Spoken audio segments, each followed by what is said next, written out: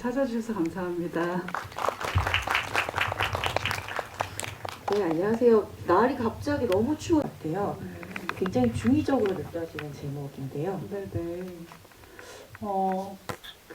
이 영화를 어쨌든 제목을 붙이는 게 생각보다 까다롭더라고요. 그러니까 뭐 약간 시니컬하거나 아이러니가 있거나 그런 제목을 좀 지어보려고 하면은 너무 부정적으로 보이기도 하고 혹은 너무 뭐 긍정적으로 보이기도 하고 그래서 그냥 이 기간을 담는 이름이 되어야겠다라고 생각해서 처음에 10개월이라고 이름을 붙였었는데요.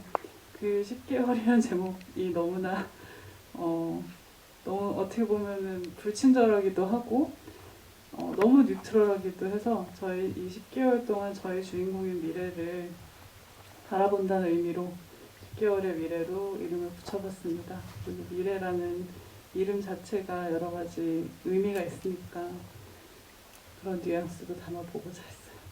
네, 저는 제목이 되게 좋았던 게 이 임신에서 출산까지에 걸리는 시간의 그 10개월이지만 미래가 붙으면서 앞으로 겪게 될 10개월 동안의 미래를 말하는 것 같기도 하고 아니면은 그 10개월 동안의 미래라는 인물이 어떨 것인가 라는 생각도 들고요. 어쩌면 10개월 이후에는 그래서 미래가 어떻게 될까라는 생각까지 들어서 이름이 되게 재밌는 제목이었던 것 같고 그건 또 주인공의 이름이 좋아서 가능한 게 아니었을까라는 생각도 드는데요.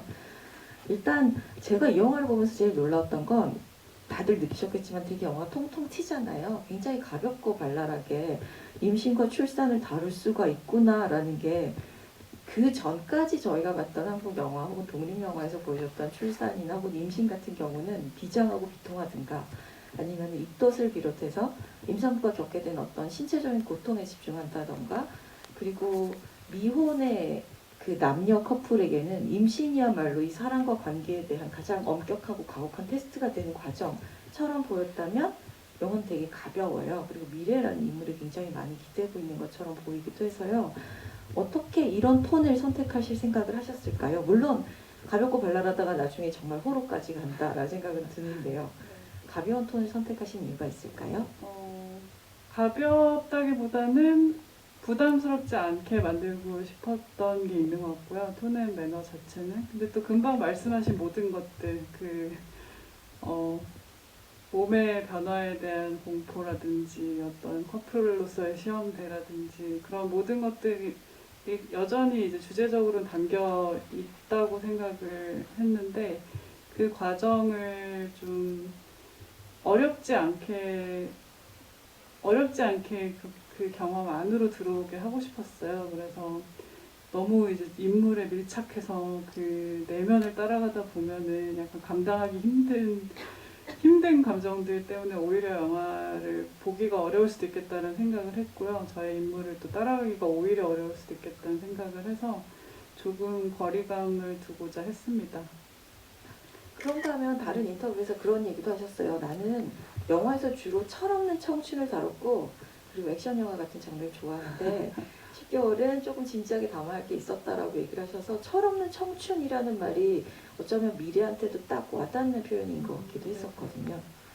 그게 모르겠어요. 제가 느끼기에 사람이란 어느 정도 항상 좀 불완전하다고 생각하거든요. 그리고 아무리 성숙해도 언제나 미성숙한 면이 있고 또 어리숙한 면이 있고 저는 그게 좀 인간성의 어떤 핵심이라는 생각이 들어서인지 그런 게 이제 되게 많은 비중을 차지하고 있는 그런 청춘 인물들에 관심이 좀 많은 편이에요. 그래서 그 관심이 있었는데 이제 이 영화 자체는 오히려 그 임신이라는 경험 자체를 조금 더 당사자 입장에서 따라가는 성장담이 너무 없다고 생각을 해서 거의 약간 의무감을 느꼈던 것 같아요. 그때 당시에 2015년 정도에 이제 생각하게 된 이야기인데 그러다 보니까 이게 목표가 좀 달라지더라고요. 그러니까 다른 영화 작업을 상상하면은 이제 되게 하고 싶거나 즐겁거나 뭐 되게 좋아한다거나 뭐 그런 주제나 장르를 다룰 수도 있는데 이거는 약간 그래도 이 경험을 대중이라고 해야 될까요? 여러 사람들이 그래도 이런 측면을 좀 알았으면 좋겠다라는 그런 의도를 가지게 되니까 오히려 되게 생각이 많아지더라고요. 생각이 많으셨을 것 같은 느낌도 많이 들고 여러분들 보시면서 느꼈겠지만 글을 굉장히 많이 써보신 것 같아 라는 생각 좀 하면서 봤었거든요. 이 하나씩 차근차근 저희가 좀 여쭤보고 대답을 드려보도록 하겠습니다. 여러분 아직 질문 안 올리신 거 맞죠? 왜 이렇게 다들 들어오셔서 이렇게 조용히 계시는 경우가 별로 없는데 다들 가만히 계시는 걸 보니 저희끼리 좀 더 얘기를 하면 될 것 같아요. 저는 감독님 인터뷰를 쭉 찾아보면서 재밌는 표현들이 되게 많다라는 생각도 했고, 그리고 그 인터뷰를 보면서 약간 궁금한 게 좀 더 많아지는 감독님이다라는 생각도 했는데요. 일단 저는 미래라는 캐릭터부터 하나씩 좀 차근차근 짚어갔으면 좋겠어요. 미래라는 캐릭터가 가지고 있는 어떤 에너지들이 있고 긍정적인 측면들이 사실 없으면 이 이야기의 톤이 어쩌면 굉장히 갑갑하거나 한심하거나 등짝 때려주고 싶은 철없는 여동생처럼 보일 수도 있었는데 어떻게 보면 거의 미래의 모험담처럼 펼쳐지기도 하잖아요. 미래라는 캐릭터를 이렇게 설정하실 때는 어떤 생각들 하셨던 걸까요? 글쎄요, 지금도 약간 한심한 여동생 같지 않나요? 좀 그렇긴 해요. 때려주고 싶긴 해요. 제가 미래라는 캐릭터를 설정할 때는, 그러니까 어쨌든 이야기의 중심이 그녀가 되어야 된다고 생각을 했고, 또 저희가 이제 이런 서사를 만들 때, 그러니까 미래라는 인물이 사실은 이렇게 좋은 상황에 처하지 않잖아요, 사회 구조적으로. 근데 이런 인물이 이제 되게 무결하거나 아니면 정말 흠잡을 데가 없는 그런 사람이면은 저는 되게 재미도 없거니와 사실 별로 이입이 안 된다고 생각을 해요. 저는 그렇거든요. 그러니까 되게 무결한 여성 캐릭터가 막 세상 앞에서 막 여러 가지 피해를 입는다 이러면은 그게 정말 피해가 맞는데도 그 사람이 저 같지 않게 느껴져서인지 불편하기도 하고 그렇더라고요. 그래서 이 미래라는 인물은 여느 성장담에 등장할 법한 인물들처럼 그렇게 자기는 무슨 생각이 있어서 행동을 하는데 그 결과가 항상 좋게만 나오진 않는, 그런데 항상 생각을 하고 있고 움직이고 있고 그 움직일 때는 또 자기의 어떤 확신까지는 아니어도 어떤 방향을 잡았다 그럼 그쪽 방향으로 달려가는 그런 인물로 설정을 좀 하고 싶었습니다. 네, 명랑 만화에 나오는 소녀 캐릭터 같다는 생각도 들었었고요. 그리고 감독님은 최고로 바보 같은 애를 만들자가 목표였다라는 인터뷰도 있더라고요. 네네. 그렇게 표현이 되긴 했는데요. 정말 최고로 바보 같은 건 아니고요. 그러니까 조금 이렇게 모자람이 있는 인물들이 저는 편한 것 같아요. 왜냐면 그런 인물들이 이야말로 이제 세상에 부딪히게 될 때 저희가 이입을 할 수 있는 인물들이라는 생각이 들고, 그래서 그런데 또 그 바보 같음이 쟤 왜 저래 싶을 정도로 막 싫은 그런 느낌이 아니라 그냥 그게 사람답다라는 느낌인 것 같아요. 그래서 미래라는 캐릭터 자체는 본인은 되게 어떤 논리 같은 게 있고 그 프로그래머라는 직업상도 자기 생각에는 모든 게 막 논리로 다 해결이 돼야 될 것 같고 그 논리로 뭐가 해석이 안 되면은 사람이 앞으로 나아가지 못하는 성격을 지닌 인물로 만들었거든요.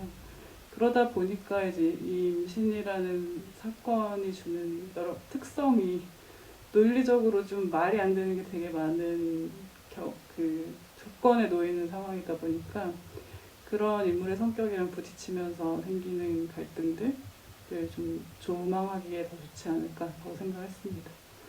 그래서 미래가 발랄하고 그리고 굉장한 에너지로 끊임없이 사람들한테 자꾸 물어요. 대사의 절반은 질문인 것 같아요. 막 선생님 이건 왜 이렇죠? 얘야 이건 왜 이러니? 라고 끊임없이 질문을 하면 초반에는 저걸 왜 묻나? 라고 생각이 되는 질문들이 분명 있다가 나중에는 당연하다고 생각을 했는데 저걸 질문을 하니까 뭐라고 대답해야 될지 좀 막막하다. 혹은 저 말에 정말 대답해 줄 수 있는 사람이 있을까? 같은 것들 때문에 미래가 약간 맹한 듯하는 질문들이 어떤 핵심들을 반복해서 건드린다라는 생각도 좀 들었던 것 같아요. 질문이 올라온 게 있네요. 박현주님이 윤호가 경찰서에서 나와서 부모님과 함께 나가는 장면은 코믹하면서 체연하기 그지 없습니다. 두 팔을 구속하고 차에 탈 때는 머리 누르는 모습이 마치 경찰서에서 나왔는데도 오히려 잡혀가는 그 피의자처럼 보이기도 하는데요. 앞으로 원치 않는 일을 하면서 살아가야 되는 윤호의 미래를 보여주는 장면 같습니다. 이 장면에 대해서 좀 더 얘기해 주실 수 있을까요? 라고 하시는데요.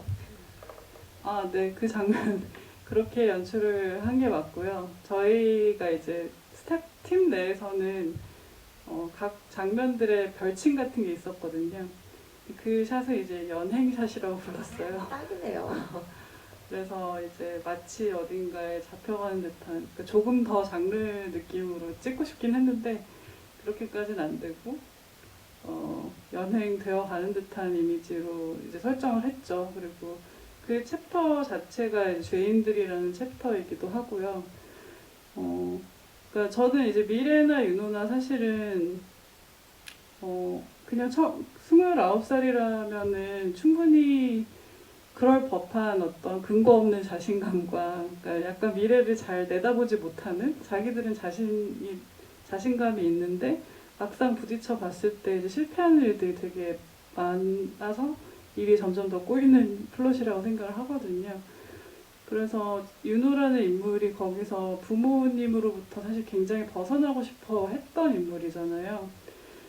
그리고 그 벗어나고 싶어 하는 욕망과 이 윤호라는 아이가 아이를 갖고 싶었던 욕망이 좀 겹치는 부분이 있다고 생각을 하거든요. 어떤 돌파구로 나만의 가정을 꾸려야겠다. 그리고 이렇게 하면은 우리 부모님이 그래도 나를 인정해주지 않을까 같은 그런 욕망들 때문에 어떻게 보면 이제 마음이 조급해져서 좋지 못한 판단을 한 건데 결국은 그렇게 실수를 했을 때 경제적 주권을 가지고 있는, 그러니까 저희 한국 사회에서 부모님들이 경제적 주권을 가지고 있을 때가 많이 있고 그게 아이라는 존재가 들어왔을 때 굉장히 큰 속박이 되는 구조가 있다고 생각을 해요. 그래서 그렇게 연행되어 가는, 이제 주권을 제가 잃었다. 이제 지금까지 외치던 모든 것들을 외치기가 되게 힘들어지는 어떤 조건 속으로 들어간다라는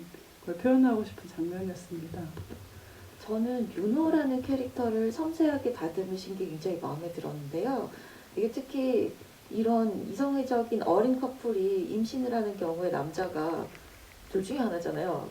내 아이 맞아? 뭐 이렇게 나오든가 아니면 그래 우리 결혼하자 우리는 앞으로 잘 살 수 있어 이렇게 가거나 그러는데 자칫 잘못하면 굉장히 가부장적 빌런이 될 수도 있다라는 생각을 했는데 윤호는 가부장적인 부모님 아래 정확하게 아버지 아래 살고 있지만 본인도 약간 피해자 같은 느낌이 들기도 해서 나중에 넌 엄마잖아 라고 물어볼 때도 이것이 정말 뭐지라고 생각을 안 해보고 자기가 경험한 엄마를 이 그렇죠. 아이에게 대입할 뿐이지 이 아이가 정말 소위 말하는 저희가 한남이라고 부르거나 빌런은 아니다라는 생각이 들어서 저는 윤호한테 좀 애정이 갔어요. 또 그런 빌런으로 키워질 수 있는 인물이긴 하죠. 제가 그렇죠. 보기에는. 근데 그 어떤 그런 것들에 마구 빨려 들어가게 되는 어떤 사건으로서 지금 이 영화의 임신이라는 사건이 이제 이 젊은이들을 다시 자기들이 벗어나고자 했던 그 구조, 오래된 구조 속으로 끌고 들어가는 그런 영화라고 생각을 해요. 그래서 저도 윤호에게 애정이 많이 갑니다. 네, 약간 중력 오물처럼 벗어나려고 애쓸수록 더 중심으로 막 끌려가고 있는 인물들이라는 생각이 들어서 재밌어. 음악이 아주 좋았습니다. 삽입곡들도 좋았고요. 삽입곡들 고르신 이유, 음악을 감독님이 만드신 것도 있는 것 같은데 어떤 느낌으로 만드셨는지, 그리고 감독님이 혹시 원래 음악을 하시는가라는 질문도 있는데 간의 수공업이었다라는 인터뷰를 제가 본 것 같아요. 네. 간의 수공업이라 하면 이제 저희 컴퓨터 안에서 작업을 하잖아요. 편집도 컴퓨터 안에서 하고 그러다 보니까 이제 음악 작업을 우인별이라는 아티스트와 협업을 하게 되었는데 저희 영화가 어쨌든 톤 앤 매너가 그런 좀 선을 타는 뉘앙스가 있는 영화잖아요. 그래서 전반부에는 되게 환기의 역할을 많이 하고 좀 웃기기도 하고 어떻게 보면 무언가 감정에 좀 스며들 법할 때 시간이 그냥 막 지나가는 것처럼 끊고 지나가는 것처럼 음악이 시간을 전개시켜주는 역할을 좀 해야 된다고 생각을 했어요. 그래서 그런 작업들을 하다 보니까 편집하고 이렇게 분리시키기가 되게 어렵더라고요. 그래서 제가 편집을 하면서 이제 일부 음악들은 음원이나 디지털 샘플로 만들어서 넣었고요. 그리고 이제 모임별이라는 아티스트가 있는데 아주 좋은 훌륭한 고양이를 부탁해 OST를 20년 전에 만들었던 그런 팀인데요. 거기에서도 또 음악을 만들어서 씬을 붙여보면서 이렇게 계속 다듬고 왔다 갔다 하고 이러다 보니까 그게 정말 간의 수공업처럼 느껴지는 순간이 오더라고요.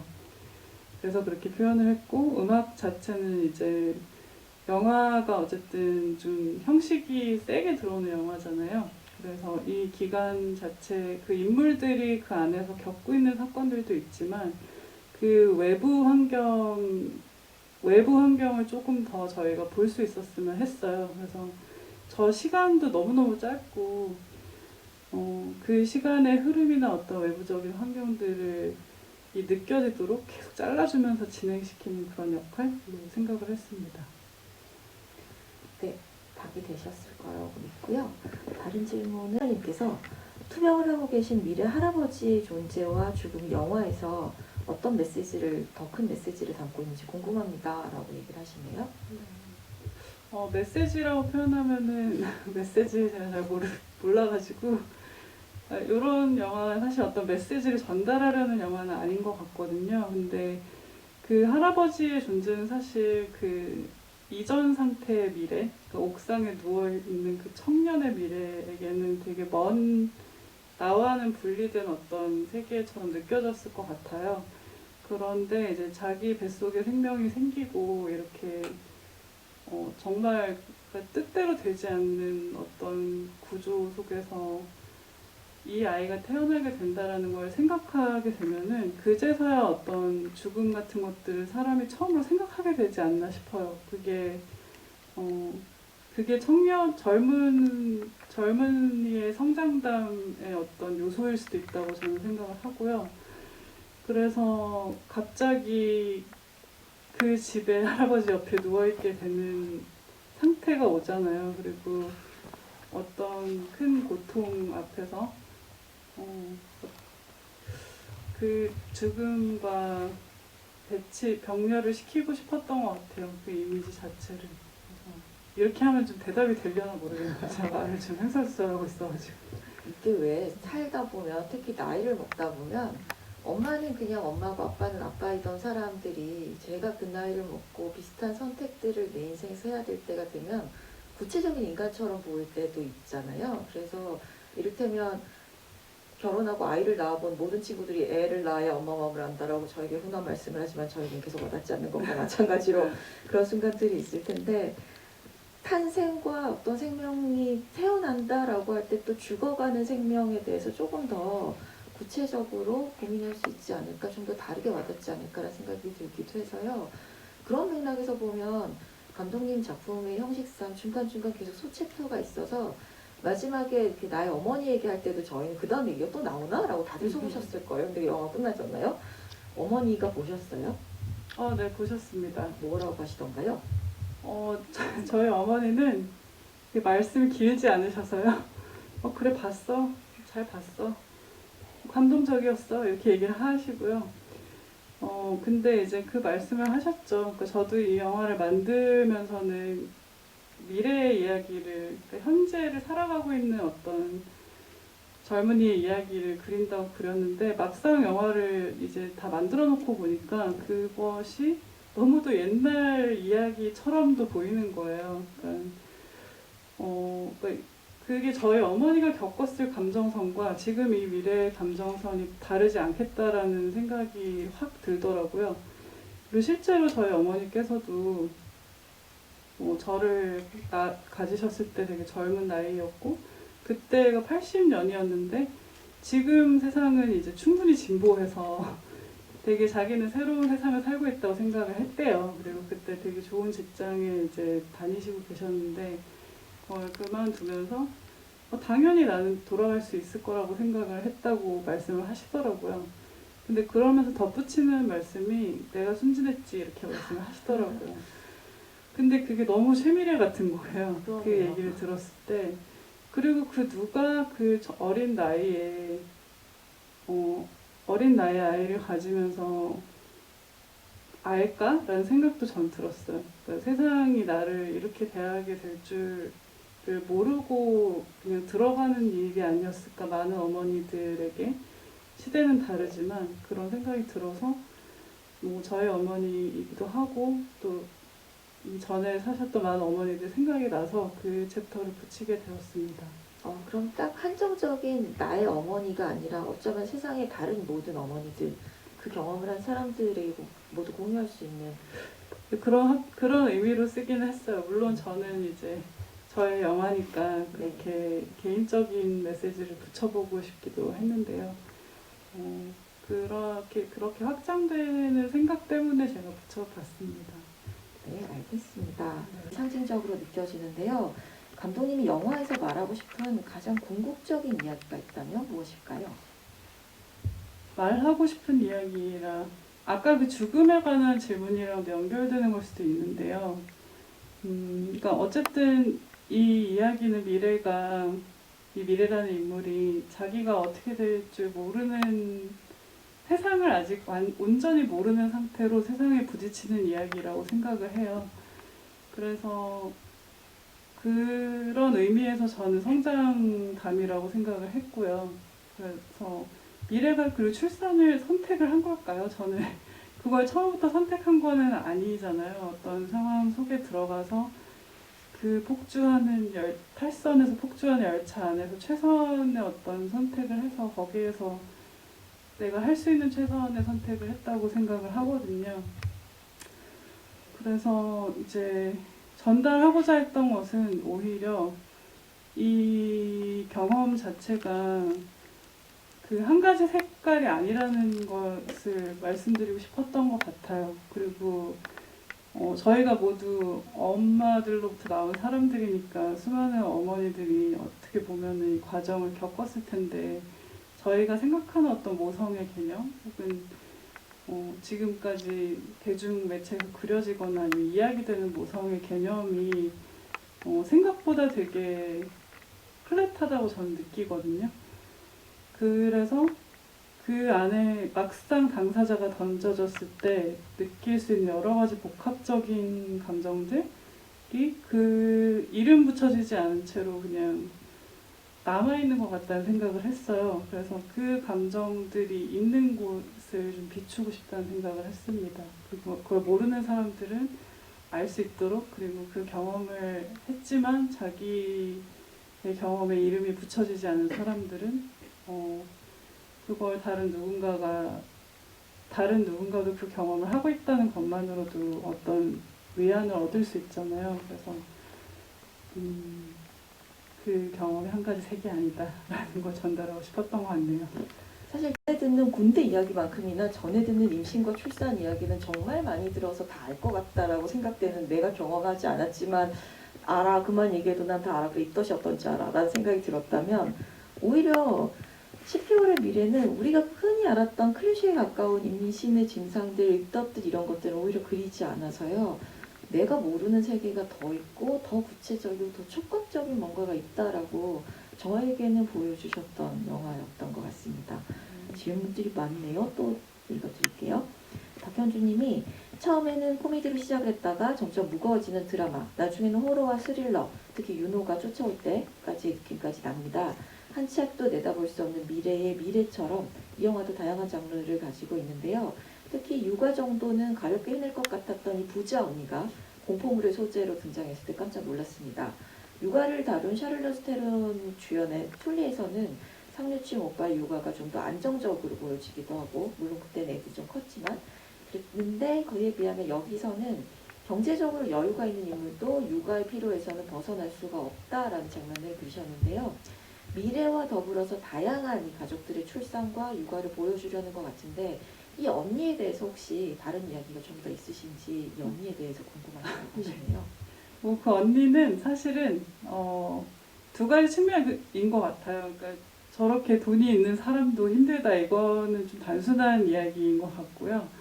그 언니라는 그 강미 언니라는 캐릭터 자체가 어쨌든 굉장히 자신만만하게 되게 통속적으로 권력을 추구하면서 살아온 인물이라고 생각하거든요.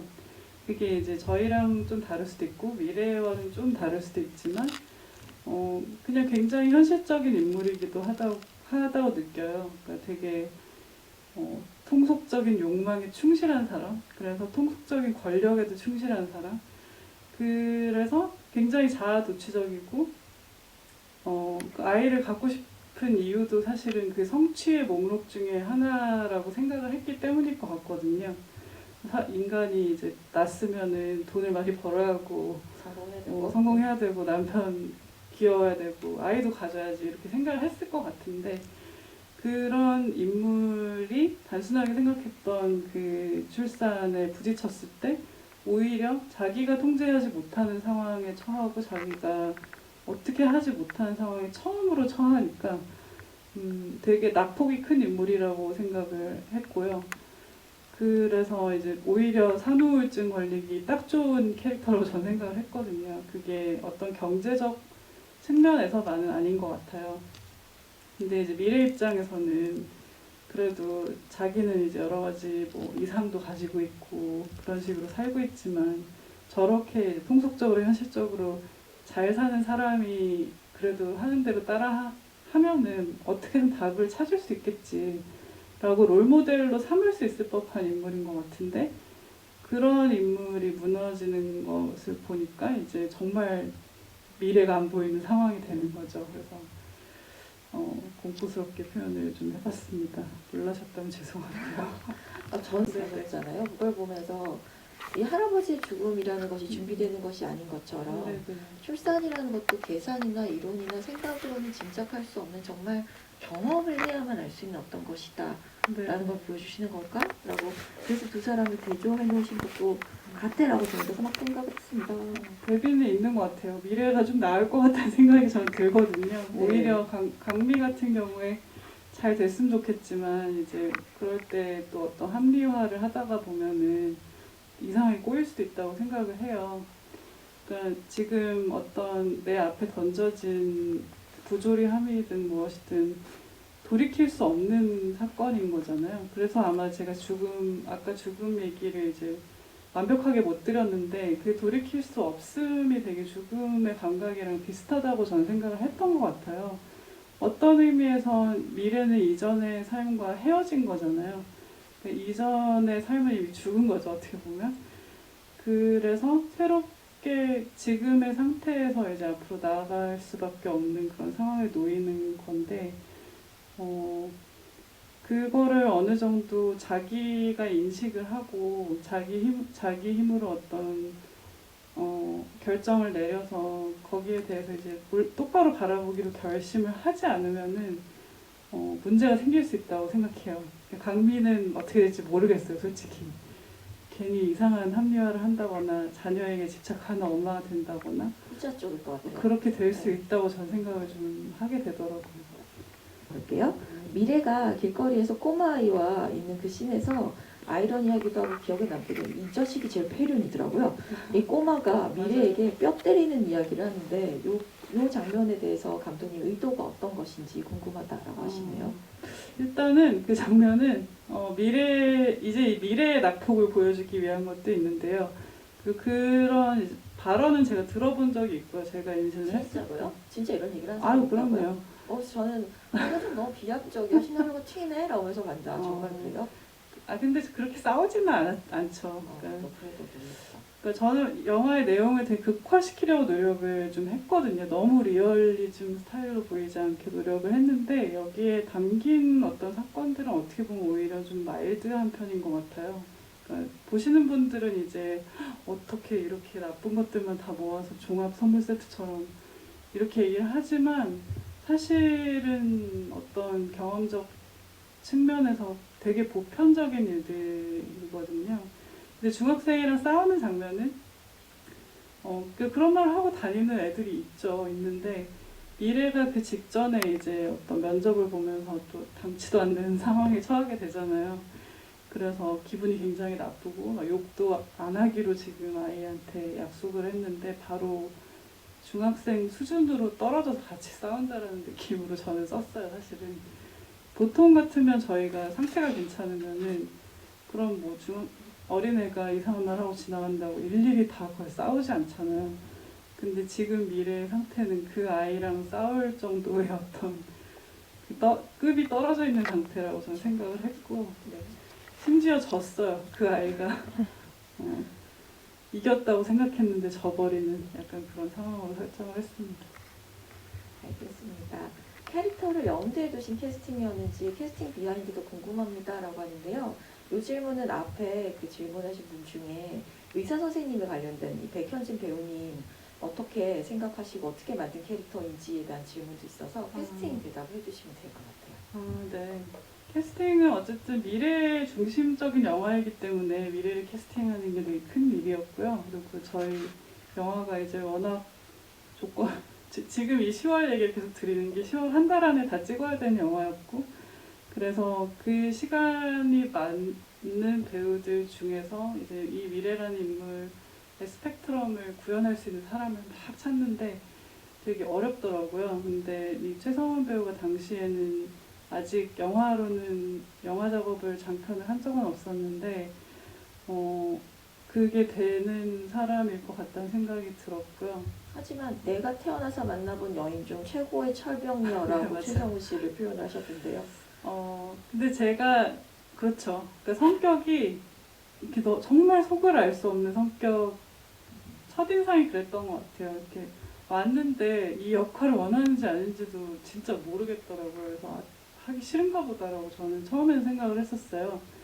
그런데 이제 이 배우는 사실 되게 완벽주의적인 기질도 있고 자기가 준비를 해와서 보여주고 싶고 이런 게 있었던 것 같고 그래서 그렇게 알 수 없는 첫 인상 뒤에 진짜 어디든지 갈 수 있는 에너지가 있는 배우라는 생각이 들었고, 그게 처음에 제가 썼던 미래랑은 조금 다른데 그렇게 막 돌진하는 에너지가 이 미래라는 캐릭터한테 필요했던 게 아닌가라는 거를 오히려 배우를 보고 제가 느끼게 됐어요. 그래서 캐스팅을 그 오디션을 하고 나서 바로 그 자리에서 제안을 했었고, 의사 캐릭터는 처음부터 백현진 배우님 생각한 건 아니고 그냥 어떤 굉장히 명확한 캐릭터가 있었는데 좀 통상적이진 않잖아요. 그래서 어떤 배우분이 이걸 할 수 있을까 생각하다가 그냥 처음부터 이상한 사람이 들어와야 되겠구나라는 생각이 들었어요. 그래서 전문 배우는 사실 아니고 백현진 작가님이시죠. 그래서 그냥 왠지 어울릴 것 같은데 좀 되게 이상하기도 하고 그런 느낌? 그래서 연락을 드리게 돼서 하게 되었고 정말 잘한 선택이었다고 생각을 합니다. 네, 그 여자 산부인과 의사였으면 이 느낌이 안 살았을 것 같아서 사실은 되게 저도 백현진 배우님이라고 말해야 되나? 이렇게 느낌 마음에 들었습니다. 10개월의 미래 영화에 대한 교육이나 공감대, 이해 같은 것들이 우리에게 더 절실하게 필요하구나라는 생각을 했습니다. 좋은 직장, 많은 돈보다 더 중요한 부분이 아닐까 싶기도 했어요. 질문보다는 제가 느낀 바를 남깁니다. 젊은 청춘들의 고민에 대해서 영화로 이야기해 주셔서 감독님께 감사드리고요. 먼 길 와주셔서 감사합니다. 라고 하셨고요. 그리고 미래가 다른 분의 질문이에요. 미래가 전 직장 후배와 충동적인 키스를 나누는 게 미래 어떤 마음에서 발현된 행동이었는지 궁금합니다. 라고 하시네요. 네. 그게 진짜 재밌는 게 이 영화를 보고 그 얘기를 하신 분들 한 분도 없었거든요. 정말요? 저는 되게 도발적인 장신이라고 생각하고 썼어요. 왜냐면 하면 안 될 것 같은 걸 다 임신부가 하면 안 될 것 같은 거를 다 하는 인물이라고 저는 생각을 했었는데 특이하게 사람들이 이제 뭐 윤호나 막 다른 대표나 이런 사람들 얘기 많이 하는데 그 장면 얘기를 많이 안 하셔서 저 깜짝 놀랐거든요. 그 정도로 자연스러운 감정으로 느껴졌나? 라는 거였는데 그 장면은 사실 그런 거죠. 이미 미래의 세계는 뒤집어졌잖아요. 자기를 대하는 모든 것이 다 바뀐 상태인데 오랜만에 만난 이 후배이자 동료는 그걸 까맣게 모르고 임신했다는 사실을 모르고 있으니까 예전의 자신을 대하는 그대로 대하고 있는 거죠. 그리고 그 예전부터 짝사랑을 어느 정도 해왔을 것이고 그런데 그 순간에 지금의 미래 얼마나 피폐하겠어요. 윤호랑도 그렇게 케미가 좋지 않을 것 같고 다 끝나버린 정말 사후 세계를 살고 있는 것 같은 그런 상황에서 갑자기 예전의 자신을 다시 만나는 것 같은 기분이었을 것 같아요. 그리고 사실 지금이 아니면 이런 키스는 다시는 할 수 없겠다는 생각도 했을 것 정확한데요, 같아요. 그건 어머. 네.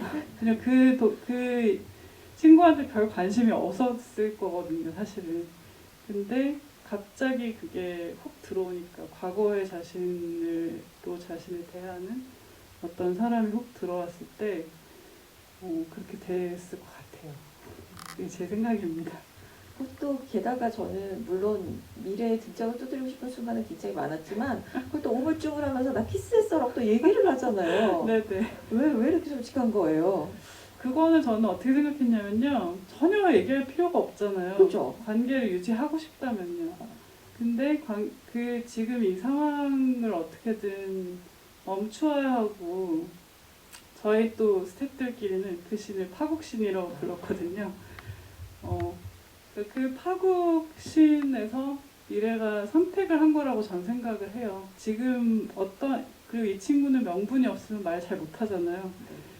어떤 식으로든 지금 이 상황을 끝내야 된다는 걸 본능적으로 알았던 것 같고 자기가 왜 그런 말인지 모르겠다고 하면서 말을 했지만 사실은 파국을 일으키려고 한 말이라고 생각해요. 그 무의식적으로 그렇게 해야지만 뭐가 끝나니까 그렇습니다. 저는 등짝을 두드리고 싶었지만 그러고 나서 뛰쳐나갈 때 탈출 이런 생각이 들어서 사실 저는 잘했다라고도 생각을 했던 것 같습니다. 그쵸, 박현주님이 영화 속에서 우리가 점점 사라지고 있잖아 라는 미래의 대사가 일본 영화 결혼하지 않아도 괜찮을까? 해서 그 유능한 직장 여성이 결손과 임신을 겪고 나서 잘가 나라는 대사가 겹쳐집니다. 특히 직장 동료가 미래 임신 사실을 알고 허겁지겁 도망치는 그 장면이 그때 미래가 느꼈을 감정이 나 이제는 여자로 보이지도 않는구나 였을 것 같아서요. 혹시 다른 영화들, 출산과 육아를 다룬 작품 중에 좋아하시는 작품이 있으실까요? 라고 하시네요. 지금 말씀하신 그 영화를 보지는 못했고요. 그리고 사실 출산과 육아를 다루는 영화를 제가 좋아하진 않아요. 제가 이걸 만들겠다고 결심을 했지 그거를 막 좋아하고 그러진 않았는데 그리고 사실 제가 원하는 방식으로 그걸 다룬 영화가 있었나 싶기도 해요. 툴리는 되게 인상적으로 보았었고 겹치기 때문에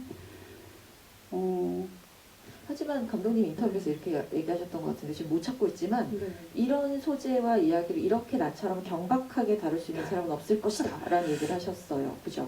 경박하게 다룰 수 있는 사람은 없을 것이다는 아니고 이 소재를 다룰 때 아무래도 그 터부가 있어서 항상 문제가 되었던 게 아닌가라는 생각을 하게 되더라고요. 그러니까 제가 참고를 하면서 찾아본 작품들이 있고 뭐 아주 오래된 영화 중에는 나인먼스라는 것도 있었고 그다음에 최근은 아니죠. 그것도 꽤 됐지만 사고 친 후에라는 코미디가 있어요. 근데 그런 것들이 이제 어떻게 보면 다 비슷한 느낌을 표현하려고 했던 것 같은데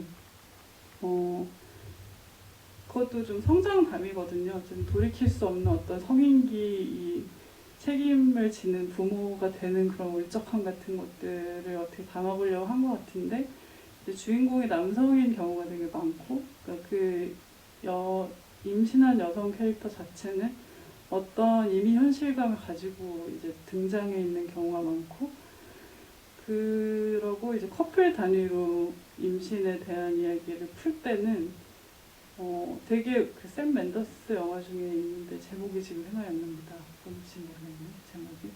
두 커플이 계속 찾아다니는 거예요. 임신을 한 상태로 아이를 가진 친구들이나 선배들을 이렇게 만나러 다니는 로드무비 같은 영화인데요. 거기서도 이제 그 선배들, 그러니까 그러니까 출산 선배들로부터 답을 찾고자 하는데 좋은 그림이 안 보이는 그런 영화였어요. 그럼에도 불구하고 주인공들이 항상 너무 착한 거예요. 그러니까 이 주인공들의 어떤 파트너의 결속감과 그다음에 이 아이에 대한 어떤 긍정성, 그거 하나만큼은 건드리지 못하는 어떤 영역처럼 느껴져서 그게 극을 끌어가는데 제가 봤을 때는 저게 어쩌면 방해 포인트일 수도 있겠다는 생각이 들더라고요. 그래서 저희 인물들처럼 둘 다 되게 모자라고 계속 뭘 잘못하는 사람들을 캐릭터로 세워야겠다고 생각을 했습니다. 레보루션 네네. 난 이거 본 것 같은데 전혀 기억이 안 나요. 그거는 또 다른 영화. 어웨이고 같은데요? 어웨이 위고? 아 맞아요. 네, 어웨이 위고인가 봐요. 네. 그 인터뷰에서 저는 감독님 했던 얘기 중에서 좋았던 게 철이 없어도 진지할 수 있다. 네. 세상을 몰라서 좌충우돌하지만 그렇다고 고민하지 않는다는 것은 아니다. 네. 라고 미래를 설명을 하셔서 미래는 힘이 있잖아요. 그래서 사실은 임신을 중단하지도 않고 좌충우돌하긴 하지만 결국 이 모험담 같은 인생이 계속 꾸준히 이어져 나갈 것 같아서 영락만화 버전 같으면서도 뭔가 몇 년만 지나면 내가 등짝 때릴 수 없는 어떤 사람으로 성장할 것이다 라는 예감이 있는 것 같아요. 영화 초반에 미래가 윤호에게 너는 참 아름다운 생명체야 라고 하는 칭찬 되게 독특하면서도 멋지기도 한데요. 저는 사실 카오스와 첫 만남에서 이 대사가 나올 줄 알았는데 이 대사는 어떻게 나온 대사일까요? 아름다운 생명체요? 네. 뭐 자기가 사랑하는 사람에게 할 법한 말이라고 생각했어요. 아니에요. 보통 사람들 그렇게 하지 않아요. 감독님이 원래 약간 외계나 지구종말 이런 대사들을 쓰셔서 그러고 우리 보통 그런 얘기 안 하잖아요. 그죠? 저는 제 아이에게는 그런 말을 할 때가 있고요. 그냥 되게 본능적인 것 같아요. 이렇게 사랑이라는 게 그렇지 않나요? 정말 아름다운 생명체다. 동의로 구하셔도 저희가 그거는 어떻게 맞장구 쳐드릴 수가 없어요. 아름다운 생명체다까지 나간단 말입니까? 근데 저는 이제 저희가 어렸을 때를 생각하면은 등짝을 저희 어른이 돼서 이제 판단을 하잖아요. 어린 애들의 등짝을 때리고 싶다라는 그 판단을 하는데 자기가 그 시간을 살아갈 때는 항상 진지하다고 생각하거든요. 그래서 저희 미래는 그래서 되게 진지하다고 생각을 합니다. 최선의 선택들을 하죠. 나름대로. 모르는 게 많을 뿐이죠. 어떻게 보면은 모르는 게 많기 때문에 세상에 대한 믿음도 있고 마치 저희 어머니가 80년에 그랬던 것처럼 그리고 윤호도 그렇고 자기 아버지에 대한 믿음이 있는데 그것조차 배신당하고 이러는 거잖아요. 그래서 저는 이들이 그렇게 얄밉지 않았으면 좋겠어요. 사실은. 저는 미래를 보면서 놀라운 게 미래가 어떤 한국 사회에서 임산부들이 겪게 되는 어떤 고충들을 구체적으로 겪을 때 푸념하거나 혹은 누군가에게 그 분노를 터뜨리거나 아니면 가장 제일 쉬운 게 자기 연민에 빠지는 건데 그런 감정들은 하나도 빠지지 않고 굉장히 계속 긍정적인 마인드로 자 이제 어떻게 하지? 어떻게 해보자 이러면서 나아가는 그런 힘이 있는 게 어쩌면 그게 사실은 가장 판타지 같기도 하고 어쩌면 그래서 이 10개월의 미래가 어떤 코미디 장면의 힘보다 더 이게 코믹스럽고 가볍게 끌고 갈 수 있는 힘이 그런 미래의 정신세계가 아닐까라고 생각이 드는 것 같아요. 그런가? 네. 그렇게 긍정적이진 않은데 사실 저는 재난 상황에서 되게 열심히 문제 해결을 하려고 하는 상황으로 봤거든요. 자기 연민을 느낄 시간이 없을 것 같아요. 저 같으면 낙담하고 난 다 망했네 이 자식아 너 때문이다 라거나 뭔가 이렇게 굉장히 한탄하는 그 넋두리 재미가 있는데 미래는 그러지는 않아요. 그럴 시간이 없어서 그런 것 같아요. 저는 그 표현이 계속 와닿는데요. 다른 인터뷰를 하실 때도 그런 얘기를 하셨더라고요. 그래서 10개월이 충분한 시간이 아니다. 10개월이 시간이 없다라는 말을 하셨는가 하면 그 여성 창작자로서 살려면 어떻게 해야 될까? 라는 얘기를 했을 때 오래 살아야 된다라는 얘기를 한번 하셔서 저는 닥치는 그 시기만 인식을 하지 시간의 양에 대해서 별로 인지하지 못하는 종류의 인간인데 시간이 없다? 혹은 그 시간을 어떻게 활용해야 된다라는 생각들을 하시나 봐요. 글쎄요. 이 미래의 10개월은 저런 감각으로 정말 흘러갈 수 있다고 저는 생각하기 때문에 지금 뭐 낙태법이나 이런 거에 대해서도 이야기가 많잖아요. 몇 주 이런 얘기들을 하는데 그게 정말 당사자로서 생각을 해보지 않으면 그 시간이 느껴지지 않는 것 같아요. 그 시간의 급박성이. 그러니까 내가 만약에 8주나 10주나 되어서 발견하게 되는 일도 그렇게 특이한 일이 아니거든요. 생리 주기조차도 그 정도로 불규칙한 사람들도 있고. 그런데 그런 순간에 정말 몇 주 만에 지금 미래의 경우는 불법적인 상황까지 있는 어떤 결정을 해야 된다라는 게 여러분이 상상을 해보시면은 그 10개월은 정말 짧은 시간인 것 같아요. 저런 변화를 다 감당하기에는 미리 준비를 한 사람조차 그 새로이 경험하게 되는 게 있는데 10개월에 그래서 미래가 자기 연민을 할 시간이 없을 거라고 제가 말씀을 드리는 거고요. 오래 살아야 한다라고 했던 거는 그렇게 막 오래 살아야 한다라고 말했던 건 아니고 오래 살아야겠다라고 요즘엔 생각을 많이 하거든요. 왜냐면은 다른 방법이 없더라고요. 시간이 이렇게 흘러가 있는데 오래라도 살아서 오래오래 작업을 해야지 되지 않을까라는 마음으로 했던 말입니다. 왜냐하면 현실적으로 계산을 하게 되잖아요. 몇 년이 영화를 만드는데 한 편 만드는데 몇 년이 걸릴까? 1년 걸릴까? 2년 걸릴까? 그러면 그거를 10편 만들려면 20년이 걸릴까? 이런 계산을 해보게 되면은 20년 뒤에 난 몇 살인데 이런 생각이 들더라고요. 그래서 그냥 오래 일단 살아야겠다. 시간을 확보하자 이렇게 생각했습니다. 인터뷰에서는 되게 멋있게 말하셨어요. 영화를 공개한 다음에 그동안 어디 갔다 왔냐는 질문을 종종 받았다. 한 8년 만이시죠. 네네네. 그렇죠. 그렇죠. 그래서 아마 이런 질문한 것 같은데요. 네. 그런데 나는 사라지거나 멈춘 적이 없다. 줄곧 여기서 열심히 살았고 육아하느라고 일을 쉰 것도 아니다. 맞아요. 그냥 불안정한 채로 이것저것 끊임없이 해왔는데 마치 내가 사라졌던 것처럼 말하더라. 그래서 다짐했다. 네, 맞아요. 사라지지 말자. 맞습니다. 오래 살자. 맞습니다. 그래서 저는 이게 되게 와닿았어요. 네. 그러니까 사실 우리는 다 잘 살고 자기 자리에서 뭔가를 하고 있는데 이게 가시적으로 뭔가 보이지 않았을 때 뭐 했니? 어디 갔다 왔니? 같은 식으로 네, 특히 맞아요. 창작하시는 분들, 영화 하시는 분들은 그런 질문들을 많이 받게 돼서 오래 살자라는 게 어떻게 좋은 대답인 것 같아라고 생각해서 적어놨어요. 야 멋지다라고.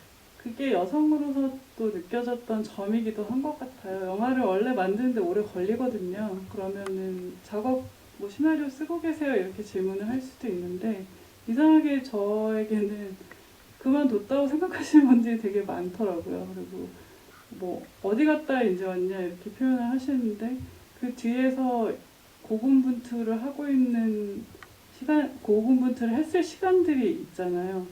육아에 전념하시느라고 좀 쉬셨죠? 이런 말씀을 하시기도 하고 전념? 깜짝 놀라는 거죠. 쉰 건 또 뭐죠? 전념을 전혀 하지 못했는데 일에도 육아에도 전념을 하지 못한 어떤 상황들, 그러니까 그 뒤로도 수없이 일어나는 그런 상황들이 있는데 그것을 되게 깨끗하게 그냥 해석하고자 하는 표현들이구나. 그런 게 너는 애를 보느라고 쉬었겠지, 네가 일을 했으면 이것보다 잘했겠지, 약간 이런 의미라고 저는 생각을 하거든요. 그래서 칭찬이라고 하시는 말씀 같지만 그게 좀 이상하더라고요. 그렇죠. 선의인 것 같긴 한데 굉장히 무심한 그냥 그 내부의 고충을, 그러니까 그 뒤에 고군분투가 사라지는 듯한 이야기 같아서 그 얘기를 한번 좀 짚어보고 싶어서 아마 했던 이야기 같아요. 사라지지 않았는데 사라졌다고 하니까. 좋은 표현이었다. 엔딩이 너무 희망적으로 끝난 거에 비해서 이 영화는 마지막에도 희망이나 불행을 이야기하지 않고 이제 시작해보자라는 대사로 각오를 다집니다. 미래와 카오스의 첫 만남에서 어떤 말을 해줘야 될까 고민하셨을 것 같은데요. 네, 많이 고민을 했습니다. 그리고 그 표현이 맞을 것 같았고요. 그리고 어쨌든 카오스에게 인사를 하는 거잖아요. 저는 카오스라는 표현이 그렇게 부정적이기만 하다고 생각하지 않았기 때문에 쓴 거거든요. 어떤 중의성이죠, 그것도. 그래서 어쨌든 삶의 혼돈을 반길 것까지는 아니지만 그래도 이제 인사를 하고 같이 가야 되는 상황이니까 거기에 대한 인사이기도 하다고 생각을 했고요. 그리고 어떡하겠어요. 이제 그 삶이 시작되는 거니까 무엇이든 어쨌든 이렇게 해보자라는 그런 결심으로 끝내고 싶었습니다. 그리고 거기에 긍정도 부정도 넣고 싶지 않았어요. 그냥 그거는 저희가 뭔가를 정리하려 하고 싶은, 정리해서 이게 깨끗하게 만들고 싶은 그 욕망인 것 같아요. 그리고 그게 모성을 둘러싸고 계속 일어나는 일인 것 같고요. 이게 긍정적인 거다라고 끝을 내거나 아니면 잘못됐다, 큰일 났다, 고난이다 이렇게 표현을 하거나 그 두 가지로 자꾸 정리를 하려고 하는 것 같은데 삶이 그런 모습은 아니잖아요. 그래서 그런 혼돈 속에서 계속 저희가 살아가는 거잖아요. 그래서 그런 엔딩을 썼습니다. 제가 영화 끝나기 한 15분 전에 들어와서 뒤에서 힐끔힐끔 보고 있었는데 그 미래가 애 나왔을 때 어떤 분이 울컥하고 눈물 닦는 걸 나는 보았지. 뒤에서 서서 우신다라고 생각하면서 미래가 애 낳았다고 우신다라고 생각하면서 보기는 했습니다. 일단 그 10개월의 미래 같은 경우는 경험하면서 새로 알게 된 어떤 진실과 어떤 삶의 묘사들, 어떤 인생의 순간들이 가득 담겨있던 작품이었을 텐데요. 그렇다면 다음 작품은 어떤 게 될까도 궁금해요. 원래는 아포칼립스를 쓰려고 하다가 이걸로 넘어가셨다는 소문을 제가 들었거든요. 네. 그리고 아이디어도 되게 많으시다면서요. 근데 저도 제 다음 작품이 뭔지 궁금하고요. 그거는 이제 봐야지 알겠죠. 어떻게 될지 모르니까. 근데 어쨌든 항상 조금 불완전한 상태로 세상에 부딪히는 인물들의 이야기를 제가 좋아하기 때문에 어떤 장르, 어떤 형태로든 그런 이야기가 되지 않을까 싶습니다. 또 무엇인가 질문이 올라왔습니다. 감독님 영화가 자전적인 영화는 아니지만 감독님이 경험한 연령대를 청춘부터 영화 속에 차곡차곡 담아오고 있다는 생각이 듭니다. 완전히 현실과 다른 설정의 영화를 구상하고 계시지는 않을까요? 라고 쓰고 있는데 아포칼립스 얘기가 나왔습니다. 점점점점이라고 하시네요. 어쨌든 영화라는 장르는 픽션 거짓말이잖아요. 현실과 아주 다른 곳에 있어도 저희의 인간으로서의 현실을 좀 담고 있을 수밖에 없다고 생각이 들고요. 그 아포칼립스 영화는 한참 전에 이제 2014년, 13년에 쓰던 건데, 그때는 제가 세상이 문명이 되게 후퇴할 수도 있겠다는 어떤 기운을 느끼고 저는 지금도 느껴요. 썼던 것 같은데 실제로 그 뒤에 너무 많이 후퇴라고 해야 될까요? 퇴보. 그러니까 굉장히 큰 갈등들이 터져 나오고 그 전까지는 사실 상상하지 못했던 이상한 갈등들이 많이 터져 나오고 그래서 그 시대에 이제 제가 그걸 생각했던 거고 지금은 또 현재에 또 다른 이야기를 하게 되지 않을까 싶습니다. 네. 그러고 보니까 분만 장면이 정말 길었습니다. 관객이 조금이라도 출산의 고통을 알아줬으면 하는 바람이셨을까요? 하는데 사실은 저는 분만 장면이 생각보다 짧았어요. 저 3번 만에 낳는다고? 라고 생각했어요. 네, 그렇게 느끼는 분들이 많이 있더라고요. 네. 짧다고. 네, 이게 뭘까요? 길었을까요? 짧았을까요? 저는 그냥 지금 처음 버전보다 조금 늘린 거예요. 사실은 사람들이 너무 짧다고 애를 쉽게 낳는다고 저한테 얘기를 많이 해주셔서 조금 더 늘린 버전이긴 한데요. 어쨌든 그 장면도 저희가 뭐 영화로서 저예산 영화로서 한계는 있지만 마치 내가 그걸 하고 있는 사람처럼 현실적으로 느껴지길 바랬거든요. 그래서 그 배우가 정말 현실적으로 연기를 해줬고 그래서 좀 고통스러워서 길게 느끼셨을 수도 있지 않을까 싶네요. 전 거기서 그 의사가 그러면 도로 들어가요. 그래서 순간 그런 얘기 처음 들었거든요. 그래서 도로 들어갈 수도 있단 말이야. 저는 진짜 등에 이렇게 소름이 바짝 오르는 대사였어요. 근데 약간 그러니까 그 엔딩에서는 조금 그래도 좀 풀어주고 싶어서 막 욕도 하고 그러잖아요. 그리고 힘을 제대로 안 주면 반대로 주는 수도 있긴 하거든요. 그래서 거기에 대해서 좀 재밌게 표현을 해보려고 쓴 대사입니다. 그 체감 시간은 정말 서로 다 관객들마다 상대적이셨을 것 같아요. 네. 네, 느끼는 분도 많으셨군요. 출산에 대해서 무지해서 길게 보였던 것 같네요. 아니요, 저도 무지한데요. 그냥 저는 사실 저희가 출산과 임신에 대한 얘기를 하면 제일 많이 듣는 게 입덧, 그리고 몇 시간 동안 출산을 하는 과정이 얼마나 걸렸다더라여서 사실 보신 것처럼 10개월의 미래는 우리가 일반적으로 알고 있었던 클리셰나 우리가 짐작할 만한 장면들을 다 피해 나가서 저는 그래서 3번만은 낳는구나 라고 생각하면서 역시 미래는 내가 예상한 것들 아무것도 하지 않아 라고 생각해서 좀 좋았어요. 다 낳을 때가 돼서 왔기 때문에 네, 그것도 그렇게 되는 거구나 라고 생각하면서 그것도 좀 놀랐던 것 같습니다. 저희가 질문을 대충 다 받아서 정리를 했고요. 거의 1시간이 다 됐는데요. 감독님께 뭔가 차기작이든 뭐든 좀 좋은 얘기들을, 알짜 정보들을 좀 듣고 싶어요. 일단은 이 작품은 막상 개봉하니 어떠셨어요? 막상 개봉하니까 초현실적인 기분이 들고요. 게다가 코로나 때문에 너무 달라졌잖아요. 영화를 찍던 때랑 지금 그쵸. 개봉하던 때랑 많이 달라져서 되게 막 정말 개봉을 하는 걸까? 그런 느낌이기도 하고요. 모든 일이 그렇겠지만.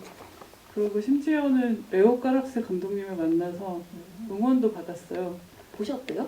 보시지 않으셨죠? 그냥 응원을 해주신 거예요? 네. 다정하신 분이다. 네, 제가 설명해드리고 물어보시더라고요, 이것저것. 그래서 막 얘기를 했더니 행운을 빈다 이렇게 말씀하시는데 그런 게 너무 초현실적으로 느껴지더라고요. 그리고 이렇게 관객분들이 와서 또 저의 영화를 일반 관객분이 보고 계신 것도 너무너무 초현실적인 그런 기분이고 또 굉장히 반갑기도 하고요. 이렇게 또 대화를 나누는 게 지금 되게 어렵거든요. 서울에서는 GV를 하지 못하고 그래요?